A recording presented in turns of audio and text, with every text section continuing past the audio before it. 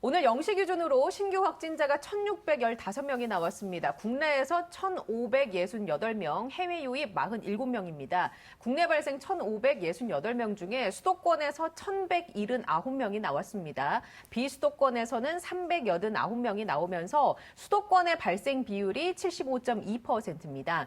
지역별로 살펴보면 서울이 633명, 경기가 453명, 인천이 93명, 이렇게 수도권에서만 1,179명이 나왔고요. 경남 87명, 부산 62명, 대구 52명을 비롯해 비수도권에서 389명이 나왔습니다. 위중증 환자는 17명이 늘었습니다. 누적으로 이제 163명, 사망자는 2명이 늘면서 국내에서 사망한 사람은 2,048명입니다. 자, 교수님, 오늘이 수요일이고요. 휴일 영향이 사라지면서 역대 최대치의 확진자가 나왔습니다. 지금 상황 어떻게 보고 계십니까? 예, 지금 상황이 그렇게 좋지는 않는데요. 좀 더 명확히 이해를 하시기 위해서 지난주 수요일부터 한번 살펴보겠습니다. 언제나 이제 제가 수목금토가 중요하다. 아마 여러 방송 중에서 저희들이 아마 수목금토가 중요하다고 하는 것을 처음으로 말씀드렸던 것 같은데, 수목금토가 중요하니까 지난주 수요일부터 보겠습니다. 지난주 수요일에 1,212명이 나오면서 금요일까지 약 조금씩 증가하면서 130 내지 40명 정도 증가하는 양상을 보이게 됩니다. 그러면 이번 주에 지금 1,615명이 나왔으니까 이번 주에도 예상하기를 1,600명에서 오르락내리락 할 가능성이 많습니다. 최고치를 찍는다고 하면은 1,800명 정도가 될 가능성이 많고, 아니면은 1,600명 부근을 계속 어슬렁거릴 것으로 생각이 됩니다. 여기에서 이번 주 수목금토에서 갑자기 3,000명, 4,000명이 나온다고 하는 것은 지금까지의 상황으로 볼 때 나오기는 어렵습니다. 그러니까 이번 주에는 대충 1,550명에서 1,800명 사이의 박스권에서 횡보할 것으로 생각이 됩니다. 다만 이번 주에 확실히 어느 정도의 억제 효과가 나타나게 되면은 다음 주부터는 다소 하향 안정화가 될 가능성이 있는데, 이번 주에 어떤 결과가 나오나 하는 게 대단히 중요할 것 같고, 특히 다음 주 수목금토가 상당히 중요해 보입니다. 다음 주 수목금토에서 의미 있는 변화, 즉 하향으로의 변화가 감지된다고 하면 향후로는 지속적으로 감소할 가능성이 많습니다. 예. 그런 점에서 예의주시할 필요가 있고, 또 다른 하나는 수도권과 비수도권에서의 확진 비율인데요. 수도권이 얼마 전에만 하더라도 80%를 상회했는데, 오늘은 앵커께서 지적하신 것처럼 75.2%, 비수도권은 24.8%로 비수도권의 비중이 다소 조금씩이나마 커지고 있습니다. 그렇기 때문에 휴가철을 맞아서 이동이 일어날 가능성이 있기 때문에 다른 지자체들도 신경을 써야 될 것 같고, 다른 지자체에서 지금 확진자가 늘어나니까 다른 지자체는 곧 이제 아마 오늘부터일 거로 생각이 되는데 2단계가 발령될 가능성이 일부 있습니다. 그렇기 때문에 이런 조치들을 감안하면은 지금 상황은 좋지 않은데 거리두기가 다소 강화되고 있는 측면 하나가 있고요. 두 번째는 확진자가 급속히 늘어나니까 기본적으로 우리 시청자 또 국민들께서 상당히 이제 공포감이 사로잡혔기 때문에 이것이 주는 효과, 이런 것들 때문에 다소 확진 양상은 더 늘어나기보다는, 다소 늘어난다고 하더라도 조만간 기세가 꺾이면서 하향 쪽으로 방향을 돌리지 않을까, 이렇게 조심스럽게 예측이 됩니다. 네, 다음 주 수목금토의 수치가 중요하다라고 얘기해 주셨는데, 거리두기 4단계도 시행이 되고 있고, 다음 주 수목금토에는 어떤 정도의 수치를 우리가 기대해 볼 수 있을까요? 네, 이제 실제로 저도 설대우 교수님 의견에 동의하는데요. 일단은 이렇게 생각을 하셔야 될 것 같습니다. 이제 왜냐하면은 이제 4단계 거리두기는 이번 주 월요일부터 시작이 되었거든요. 그런데 이제 우리나라 1년 6개월간의 이제 유행 상황을 염두에 두면은 정부가 거리두기를 격상하기 전에 이미 이동량이나 접촉량이 줄어드는 모습들이 보였었거든요. 시민들 자발적으로. 네, 시민들이 자발적으로. 그래서 제가 조심스럽게 살펴본 결과로도 일단은 4단계 거리두기가 발효가 된 이번 주 월요일부터가 아니라 처음으로 1,000명 이상의 확진자가 나온 지난주 수요일부터 이미 이동량이나 접촉량은 조금씩 줄어들었고요. 그리고 다음 주 월요일부터 4단계로 격상을 하겠다라고 발표한 금요일 주말에도 그 전주의 주말과 비교했을 때는 이동량이나 접촉량이 상당히 많이 줄어든 모습이 이미 확인이 되고 있습니다. 이제 그런 걸 염두에 둔다면은 이번 주 수요일에는 이미 시민들의 자발적인 거리두기가 일주일 정도 이상 지속이 된 것이고요. 다음 주 수요일에는 2주 정도 지속이 된 것이라고 생각을 할 수 네. 있거든요. 그러면은 제가 생각하기에도 조심스럽게 전망을 해보건데 이번 주에 확진 환자가 피크를 찍은 다음에 다음 주에는 조금 기세가 꺾이지 않을까라는 생각이 들고요. 만약에 다음 주에 기세가 꺾이지 않으면 상당히 힘든 국면이 더 오래 지속할 수 있지만 예. 다음 주 수목금토에 이번 주와 비교했을 때 기세가 꺾인다 그러면은 4차 유행도 비교적 현명하게 넘어갈 수 있겠다라는 생각이 듭니다. 거기에 덧붙여가지고 이제 이번 주까지는 7월 들어서도 네. 본격적인 백신 접종이 아직 진행이 되지는 않고 있습니다. 그래서 백신 접종 현황만 놓고 보면 전 국민 대비 30.6% 수준을 그냥 계속해서 유지하고 있는 상황인데요. 30%를 조금 넘는 수준인데 이제 다음 주부터는 화이자 백신, 모더나 백신 본격적인 접종이 시작이 되어서 이제 하루에 이제 백신 접종 숫자들이 확 늘어날 가능성이 크거든요. 네. 그러면 백신 접종을 통한 이 유행 통제 상황이 벌어질 가능성이 큽니다. 이런 상황까지 염두에 둔다면은 예. 지금의 4차 유행도 낙관해 보건대. 조심스럽게 낙관해 보건데 네. 이번 주에 가장 정점을 찍고 다음 주부터는 조금 꺾어드는 상황으로 가게 되지 않을까 생각하고 여기에 가장 중요한 것은 사실은 시민들이 얼마나 방역에 동참해서 이동량이나 접종량을 줄여주는지 있다라는 것도 강조하고 싶습니다. 알겠습니다. 오늘 10시였죠. 정은경 청장의 브리핑도 있었습니다. 접종 예약 불편에 대해서 사과를 하고 개선 방향을 밝혔는데 주요 내용 어떤 것들이 언급이 됐는지 설명을 좀 해주시죠. 일단 이제 모더나 50대 예약과 관련해서 크게 이제 두 가지 비판을 받았었습니다. 이제 첫 번째 비판은 무엇이냐면 이제 첫날 예약을 했는데 이제 예약 시스템이 중간에 불통되는 일이 생겼죠.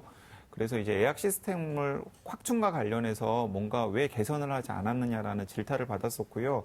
그리고 이제 또 두 번째 이제 비판을 받았던 대목은 지금 정부가 확신한 모더나 백신 물량이 있는데 그 모더나 백신 확보한 물량의 오버부킹을 받는 걸 주저했어요. 예. 그래서 이제 물량까지 딱 예약자 숫자가 차니까 이제 더 이상 예약을 받지 않고 일단 예약을 중단을 해버렸거든요. 이제 그것 때문에 또 많은 혼선을 빚었습니다. 그래서 이제 전형적인 커뮤니케이션 미스와 관련된 이제 기술적인 문제인데 이제 보수 언론을 중심으로 해서 굉장히 많이 비판을 받으니까 정은경 청장이 오늘 오전 10시에 이제 그 부분과 관련해서 네. 재발 방지를 약속하면서 사과를 했고요. 그리고 사전 예약을 못한 55세에서 59세 분들도 오늘 저녁 8시부터 사전 예약이 가능하도록 하겠다라고 이야기를 했고 백신 접종이 들어오는 상황과 맞춰가지고 50대 이 낮은 연령대의 일정도 약간 조절하는 내용을 10시에 발표를 했습니다. 이제 그 부분과 관련해가지고 제 의견을 잠깐 말씀드린다면은 일단은 시스템 불통 관련해서는 이제 지난번에 얀센 백신 예약 관련했을 때도 시스템 불통 문제가 잠깐 있었잖아요. 그래서 그 부분과 관련해서 방역 당국이 약간 안이하게 대처하지 않았나 하는 생각이 듭니다. 왜냐하면 우리 시민들이 예약을 하고자 하는 요청이나 이런 것들이 굉장히 많은 걸 확인을 했기 때문에 일시적으로 예약 물량이 몰릴 수 있는 것을 염두에 둬가지고 좀 시스템을 좀 확장을 했었으면 그런 불편이 없지 않았을까 하는 생각이 들고요. 그 부분은 정은경 청장이 재발 방지를 약속을 했고 또 정부 방역 당국에서도 여러 가지 고민을 하고 있는 것을 알고 있기 때문에 정리가 될 것으로 보이고요. 이 예약 중단과 관련해서는 조금 드릴 말씀이 있습니다. 예, 제가 이제 그 배경 설명을 드리자면은 여러분들 기억하실 거예요.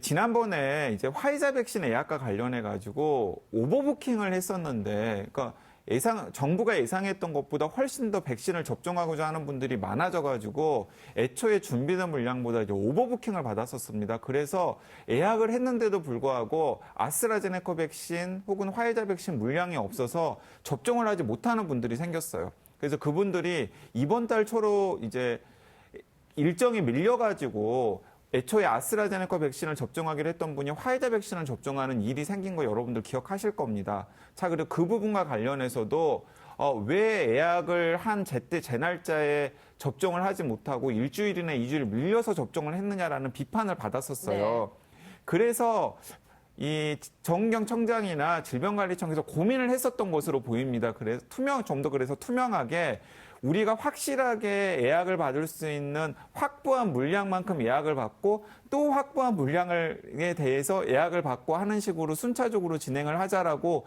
내부 방침을 바꿨는데 그 내부 방침을 바꾼 내용이 시민들과 제대로 커뮤니케이션이 미리 되지 않으면서 생긴 일이라고 예. 이해를 하시면 될 것으로 보입니다. 근데 이 부분과 관련해서는 저는 너무 좀 수세적이 아니었나 생각이 들어요. 예를 들어서 지난달에 오버부킹 해가지고 백신 접종을 불가피하게 일주일이나 2주일 정도 연장되셨던 분들이 볼멘 소리를 하긴 했습니다만은 네. 그게 그렇게 심각한 문제는 아니잖아요. 뭐 전체 판을 바꿀 정도의 그런 움직임은 아니었으니까요. 네, 그렇습니다. 그렇기 예. 때문에 예를 들어서 애초에 약속했던 대로 55세에서 59세까지 미리 예약을 받기로 했으면 이미 지금 들어오기로 지금 정부가 확정된 물량들이 있고 그 물량을 확보하는 데 자신감이 있다고 한다면은 저는 준비된 물량에 대해서만 예약을 하고 중간에 임의로 예. 예약 시간을 중단하기보다는 그냥 이미 오버부킹해서 예약을 다 받아놓은 다음에 그 준비된 물량대로 백신을 접종을 하고 만약에 준비된 물량이 조금 모자라서 연기를 해야 되는 분들이 있으면은 저는 이런 사정 때문에 일부 1, 2주 정도 백신 접종이 연기됩니다라고 양해를 구하면 저는 우리나라 시민들이 충분히 예. 수긍을 하리라고 생각을 하거든요. 예. 그런 부분들에 대해서 너무 좀 수세적인 게 오히려 좀 비난이나 비판의 네. 빌미를 제공하지 않았나 하는 좀 안타까움이 듭니다. 그런 맥락이 있었군요. 네. 어쨌거나 큰 흐름으로 가는데 있는 사소한 불편한 잡음 정도로 해석할 수 있는데 언론에서는 이제 신이 난 것 같습니다. 뭐 한국일보 7월 13일자 기사를 봐도 방역이요 모더나 백신도 펑크 커지는 정부 책임론 이렇게 이제 정부 비판적인 기사들이 많이 나오고 있어요. 교수님은 이런 언론의 입장에 대해서 어떻게 생각하십니까? 저는 뭐 상당히 과하다 이런 생각을 예. 갖고 있습니다. 왜 그러냐면은 지금 우리가 코로나와 관련해서 물론 1년 반을 보내기는 했지만은 계속 어떤 새로운 변수가 생긴다는 거죠. 또 하나는 백신과 관련해서는 어제도 말씀드렸는데 상대방이 있다는 거예요. 우리가 돈 줄 테니까 백신 달라.